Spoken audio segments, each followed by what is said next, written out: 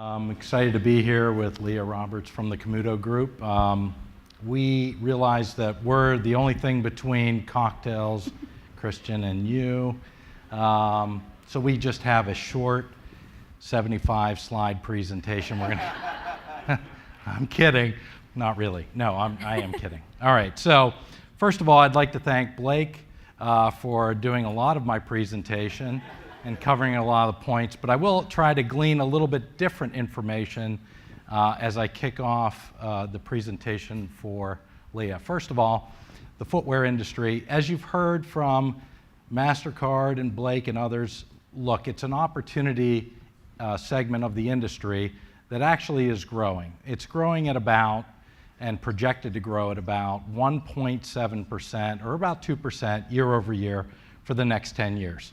Not stellar growth, but it's not shrinking, right? So you have to ask yourself, as you listen to and begin to see all the dynamics that are going on in the environment that we're in, what's the challenges that you're facing as a specific company? Because if you're not growing at that 2% or more, there's some fundamental challenges that you're facing. The statistics are very simple. We are overstored in the United States about 7 to 10 times. E-commerce is growing at roughly 19%. Half the growth that's coming off of e-commerce is going to Amazon. So here's the interesting statistic that could be lost in all that. You heard Blake basically say that 1 in 4 shoes is being bought online today. Okay, now there's a simple rule of thumb in statistics or math or compounding. You take 72 and divide by the number of growth rate and you get the number of years it's going to take to double. At 18%, that's 4 years. And pretty soon you're going to have half your shoes being bought online in 4 short years. And then you do it again and 80% of the business is coming online. That's 8 years away. So if you're a fan of hockey like myself and you're Wayne Gretzky, go to where the puck is. If the consistent growth rate in the industry is about 18%, you're 8 years away from 80% of it being online. That's an astounding statistic when you start to think about that. There's other things that you've heard throughout the day today that you should take light of and note of and put together as your strategy, because I think it is transformative in many different ways. So one, we did a study with Lee and Fung, 75 in the Fung Institute, 75% is the percentage that people are willing to pay the full price of, on average, of products. And we're talking about tens of millions of products. Just for those of you who don't know, First Insight, I founded the company almost our 10-year anniversary now. So it's kind of interesting. I didn't expect we're at 10%, roughly 10% of the global market uses us to test their products to figure out lots of decision making, from product selection, pricing, and segmentation. Leah will tell you a little bit about the information that we provide and how it's used, but the essence is simply this. We're now at a stage where we're collecting enough data that we can give you mega trends. And one of them is that we've trained the consumer, as you'll see in the next slide, and you heard in an earlier presentation, nearly half of women want a great discount before they're willing to enter a store. By the way, that behavior is no different online. So the reality of the situation is this. You have people shifting their business online. You have an overstored situation. People are producing great products. The consumer wants a discount related to it. And so what are you challenged to do? And how are you going to do it? The essence is there's another factor, and it was mentioned in Diane's presentation early on in the day, not to be lost, which is, what's the trend? I Googled trend for shoes, and the segmentation occurred that was unbelievable, right? These are current trends. Now, you ask yourself this question, whenever I started in retail in the early 80s, we used to be able to make trends or set trends. And as Diane aptly said, the power is now in the consumer's hands and has been. 2 years ago was the first year there were more smart devices than there are humans on the planet. And that's only growing. So the reality is the power's in their hands, they're segmenting themselves, and how are you to understand all that? I think Mark said it best, it's imperative for you in the first presentation that was given today to understand from the consumer's perspective. because at the end of the day, the consumer will buy the product. She or he, as it was aptly said, she mostly, has the money and the aptitude to buy products. They're out there. You just have to be spot on. And the information to that consumer is now ubiquitous. So the reality is you have to be more right than ever. How do you do that information? Well, you have a brand who will present to you who's been able to figure a lot of that out, and they've been doing a great job. We're very pleased to be partners with them. And so I'll turn it over to Leah at this particular point. Thank you, Greg. I want to take a moment to thank the Footwear News team for hosting this tremendous event, and the sponsors as well. I think the speakers and attendees have had really engaging, enlivening conversation, which a common theme is really about customer centricity today. And as Greg mentioned, Mark King really kicked it off by saying the #1 challenge we face is understanding the ever-evolving consumer today. And in a digital world, it's changing so rapidly. How do we keep up? And I have to turn to our founder, who really understood this from the inception of his career.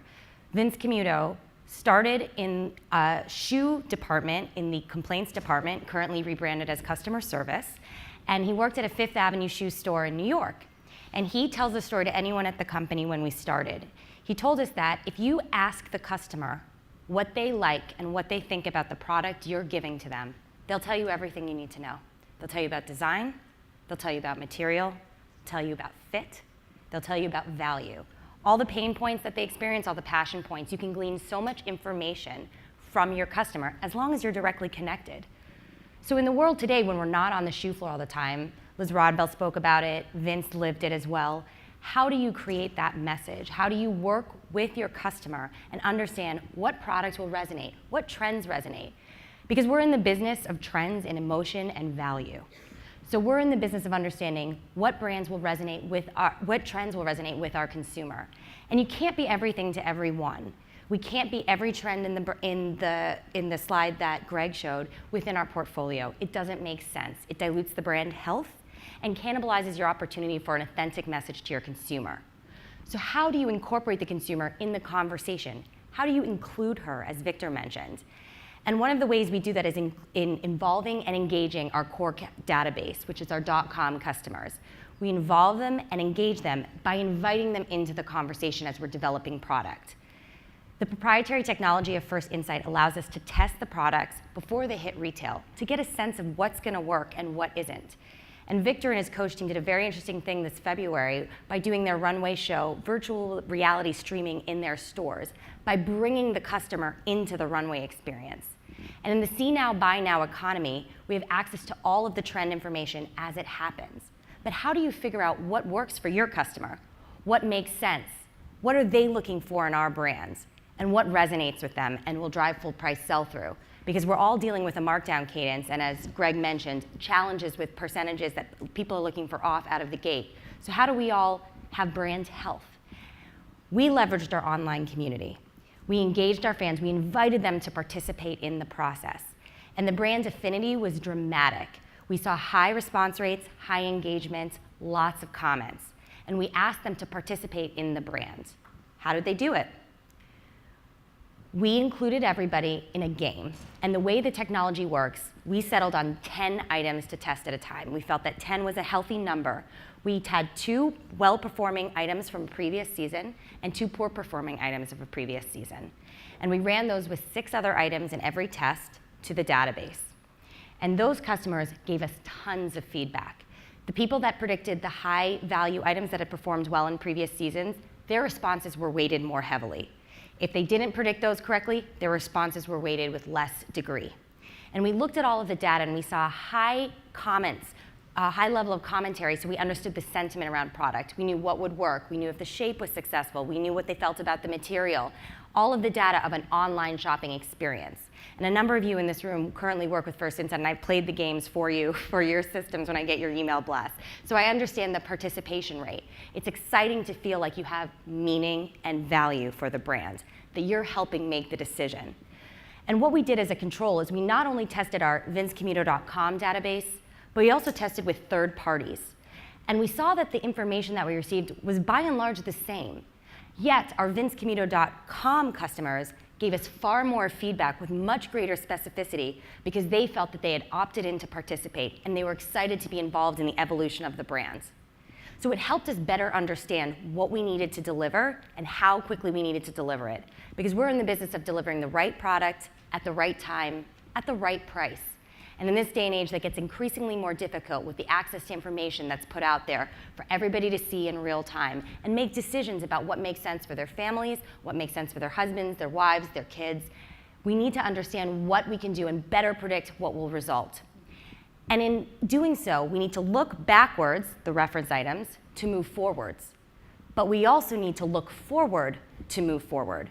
And that sense of predictive analytics is what we're grounded in today. In this era of personalization and customization, more than ever, it is important to understand and include our customer in the conversation. Because one size doesn't fit all. And more so than ever, it's not working. We have to pick the trends and work with the trends to make sure that what the message we're sending is the strongest message we can deliver. The product is king, queen, jack, and ace. And we want to know that the product we're putting out in a future season could potentially be a bestseller. And we want to take that information and give it to the retailers in market. We're going into market next week for holiday of this year. We're running the information through the First Insight testing system to be able to present to our retail partners what we think will be successful items. And the data doesn't obviate the emotion. We're in the business of creating emotion. We've heard a lot about that today, creating emotional experiences, creating emotional ties with the customer, generating that sale and having people be excited about it. The challenge we face is how do we do that predictively? And this data, and I'll show you a few examples of winners and less successes, has enabled us to have better predictive analytics about what we think will perform. And in doing so, we're able to influence our decision making, make better assortment plan choices, and then innovate around the feedback and the customer sentiment that we see in all of the comments. So it's a tremendous way for the Vince Camuto brand to work with the customer when we can't all be on the floor at the same time. I would love to be in stores all day, every day, but we're pulled in so many directions for our business. So we're not able to sit on the floor and work with the customer and hear it in real time. So in a digital economy, how do we get that retailer experience where we're working with the shoes and talking to the customers? How do we create that in a digital world? You have an online community that you allow to opt into the experience. And we do that through the program of First Insight. It allows us to have that experience and then bring that feedback to the retailer so that that emotional product choice is grounded in data that can serve us better and allow us to have more winners within our portfolio annually and therefore minimize our risk. So I want to give a few examples of how this works because I think it's really good to see the tangible results. This was a booty for us. We're known for some booties, and this was a fall 16 item. When we began working with First Insight, it was leading into the February market of 2016. And we wanted to see, all right, what's going to resonate? Let's test this out. This was an iconic style for us, simple, clean, elegant. But we wanted to know, is this going to be a high-value item, low-value item, and what inventory position should we take? And as intern mentioned, we're all challenged with inventory positions and owning goods to fulfill replenishment. So we took this item and it got a very strong value score, and we were excited by that. And then if you look at the test price, our suggested retail price was $149. The model price in the First Insight testing is the predictive average unit retail over the life cycle of a product. When you want to see the data match up, you want your test price to be very close to your model price so you can sell as much as possible at full price. And if you look at the bell curve on your screen, you'll see that not only are the lines close, but the demand falls a little bit to the right, which is strong. It means that we could potentially lift the average unit retail when we sell it. But what's critical, and I direct your attention to the right side of your screen for the matrix, this is tremendously helpful for us as we look to set initial prices and as well partner with our retailers for a markdown cadence. Because what you can see here is what percentage of people will buy at full price, what percentage will buy at 25, 50, 75 off. And that's important today as we look to avoid stockouts. It's important that we look at it to avoid markdown money on the back end. And it's important data to provide to our partner when we go into market. We have this information, and what we chose to do with it was create a higher inventory position on this unit. We bought additional styles, and it remained in our top 5 bestsellers for 3 months last fall. Conversely, we had a feeling that tall shaft boots would be strong last year. This particular item had a lot of intricate detailing on the quilting on the front of the tall shaft boot. That drove the price up to about $229. And as you can see here, our test price was very different, almost $80 different from the model price, which is pretty scary. You can see on your bell curve that much of the demand falls to the left of the test price, which means that people don't see the value in the product. They're not understanding that the quilting drives the cost up, it's manual, and therefore the average unit retail needs to be a little bit higher. And what you also see in the matrix is concerning, is that 42% of people were interested in buying it at 25% off. An additional 42% were interested in buying 50 off. That's a transaction nobody wants. It's excessive risk within your portfolio, and at the end of the season, you pay for it. So we eliminated this item from the assortment, moved our retail partners into a different item, and created a better solution to address this risk. And I must say, that matrix is very helpful. We use it across all of our divisions, and our division presidents study that, so we can partner with our retailers to understand where we'll see the best demand. As a result of the tested items for fall 16, we saw a 38% increase in the tested items versus the non-tested items. And that means we weren't running our entire portfolio. We were running classifications, a couple styles per classification. And what we understood was that the value of being connected to the consumer helped us realize true savings and additional sales, which allowed us to then predict not just what we'll do in fall 17, but understand that innovation. Where did the customer see us migrating? What trends did she think were appropriate for our business? And how could we capitalize on that and better design into what she was looking for? So we use this across all of our brands now within the portfolio, and we're also expanding it to additional categories within Vince Camuto, because the technology doesn't just work on shoes, it works on a variety of categories. And it's an exciting time for us, because if we are not delivering the value to the consumer, we're not winning. And if we're not winning, we're dead in the water. And we want to make sure that our mantra follows that of Vince Camuto, and that we put the customer first. And this technology is allowing us to do so, and we're excited to be expanding the program within the company. We're taking questions?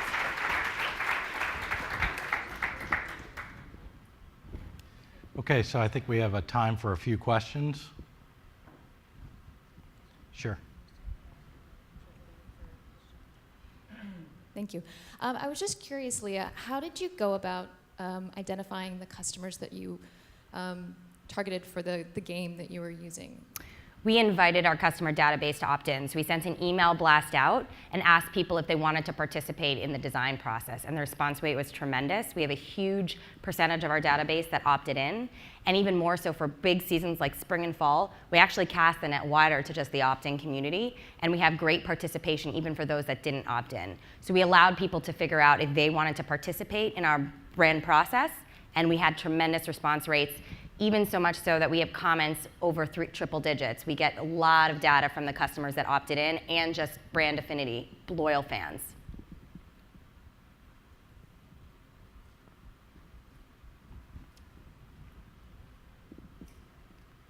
You said that you did it selectively initially. What percentage of your next season do you think you'll test? We try to test everything we think will run, that everything we think will be adopted. So we have about a 30% adoption rate between design development and actual product. So we run a huge percentage of that 30% through the test. So it's tremendously helpful for us to understand within the assortment what we think will work. Mm-hmm. And again, the emotional items can be very polarizing. Trends can be very polarizing, but we see a lot of success and a lot of feedback, so we know what we think will still resonate, even if it's very forward. And were you at all concerned about sort of the proprietary nature of what you're doing with consumers, in that these products are not yet in market, so you're putting it out there, and just the competitive nature of the business? Did that concern you at all? I'm not. I think that in this economy, we're all looking to do better and be better.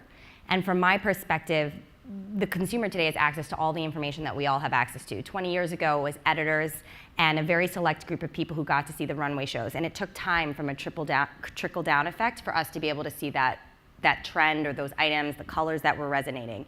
Today, with live streaming, with Coach doing a virtual reality, with Facebook Live, with all of that information, we're better able to address what the customer is seeing. And the supply chain lead time has shrunk so much. I mean, we're all challenged with that logistical cycle. So how do we deliver the product faster and how do we make sure that we give her or him what they're looking for. And I think the way we've done that is it's kind of agnostic. You can put an item in there and they don't know which one's a reference item and which is new, for example. They have no idea which ones are old and which ones are predictive. So it helps us to understand, and I think the trends are the trends. We're all, they're a trend for a reason. People like them, they wanna be in the product. So I think it doesn't hurt, and I've played games for competitors of mine who work with the First Insight team, and we've seen that it's not, I'm agnostic about it. I think it's actually just inclusive and allows the customer to participate in the brand. Yeah, I'd add one more thing. The term speed was brought up. The reality is that we're so close into the decision-making cycles for people, and we're able to execute these in 24 hours or less. So the reality is, the opportunity from the competitive perspective is less. Just to add on to what Leah's already said.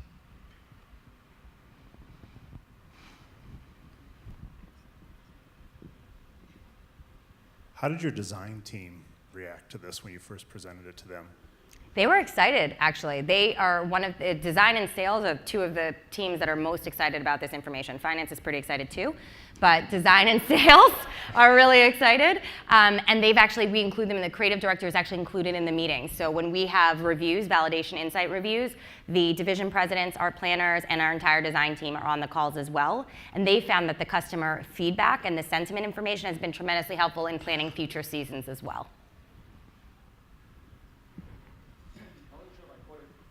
I wasn't sure if I caught it correctly. Was there a seasonality portion of it, meaning in terms of, when you're asking the consumer when they're going to, if they like the product at a certain price, is it also included of what time of year they would be, interested in buying that? Obviously, taller silhouettes, lower silhouettes. So how do you gauge that? Yeah, it definitely has an impact. In cold weather seasons, cold weather items respond. A lot of times we're running summer through right now. We just ran summer. And what we saw was people understood the product, and then some people were like, it's not summer yet, because they think it's imminent. They think the product is now. And that's fun part of the game, because they don't change their value rating, they don't change their sentiment about it, they just tell you in the customer comments that they feel that that product is appropriate for a different season, but it's for the season that we're testing. So it's and the piece of that is, because we also do this in every product segment that you can think of, from consumer electronics to apparel, footwear, handbags, is that you can frame them, right? Even if you get into the holiday period, pre-holiday, and you're testing way out of season, if you frame the consumer in the beginning and saying, listen, we're going to market, or you're going to help us go to market at this particular point in time, which is upcoming, think about the Christmas period or the holiday period or whatever it is that you're positioning. Once you frame them, then they have the ability to get inside that construct. Right, but just in terms of weatherproofing, in terms of, a lot of the seasonality, seasonal, products have to do with the weather. So if in terms of, if the snow doesn't come that year, you're not going to probably sell so many boots. Yeah. So how do you, is there a way to gauge that? Yeah, so, the reality of the retail problem is so multivariate, meaning you have so many variables that you have to predict. It is actually, when you write it out, it's a very complex problem, right? Just to get it right. The weather factor is not something, because we don't forecast weather. There are a lot of companies that do that, and you predict, and the error rates related to that. Our objective is twofold: to give a baseline at the time of decision of risk, that you're embedding the risk of your decision on that product choice and the pricing, given all the information that you have at that moment, based upon your supply chain. So, the boats aren't getting any faster from China, and they're not going to in the near term. And even with, I've written about all the VAT taxes and all that factor, the reality is we're not going to bring manufacturing anytime in the near term here. So you've got to be able to forecast better and predict, and there are going to be error rates, and our job is just to reduce risk. The earlier statement that was made about the creative side, I race cars for fun, and one of the things that I describe is there are two types of drivers, ones that, I was a merchant too, by the way, fly by the seat of their pants, and they try to wing it in the corner, and there's a little meter called a G meter to tell you how fast you're going in a curve, gravitational pulls. Every good driver wants the G meter once they've used it, and that's the whole point. Is it's about risk mitigation, not about transferring the balance of power or decision-making from one side of the equation to the other. But they're going to be wrong. I mean, there are variables, too many variables that occur, socioeconomical, political, that have all been brought up. At the end of the day, our job is to create a baseline forecast to say this one, is in all probability has the objective to outperform multiple other ones. So, great question. Yeah, a question about risk mitigation. Yep. How many collections do you have per year? How many do you see 3 years out? And wouldn't you dramatically reduce risk if you brought it down from X to 50% of X, from 90 days to 60 days to 30 days over time? And what is the roadblock for brands or retailers to to dramatically increase the number of collections per year? It seems to me you would reduce risk dramatically. Yeah, so you want to? You can. Well, one of the things that we're working on with a number of companies is, so you think about the risk factor. One of the factors is you're leaving good products on the table when you make decisions, right? So the first key is we actually advocate creating more designs, not less. Now that represents a challenge initially if you're still doing sampling and creating all those samples, because there's a high expense to that. So interconnected with that is the idea of the future of what we see happening in product development in some of the cutting edge companies that we're working with, which is they're reducing heavily or eliminating sampling altogether and going directly to CADs, working within computer-aided designs, allowing the designers to create multiple different designs. And the technology there has gotten so good that it almost replicates a sample. Now, it doesn't address a couple of issues of fit and finish and the actual texture of the product. And the realities are you may not get there in the near term on those, but when it comes to the visualization of the product, it can be just as good. And what that does is that allows you to create more designs and a library of designs that you can test over various periods of time. Because as we know, trends come and go. And as the segments occur, you now have libraries of information. And so the reality is, it sounds counterintuitive, but the future actually is going to be more great designers creating unique products and differentiated products that you represent in various channels. And figuring out which segments to then resonate with by testing those and figuring out what segments are going to pay the highest price and full price. And you may do that in weekly increments, monthly, annual, depending upon how quickly your supply chain can manufacture them. Thank you. All right, thank you.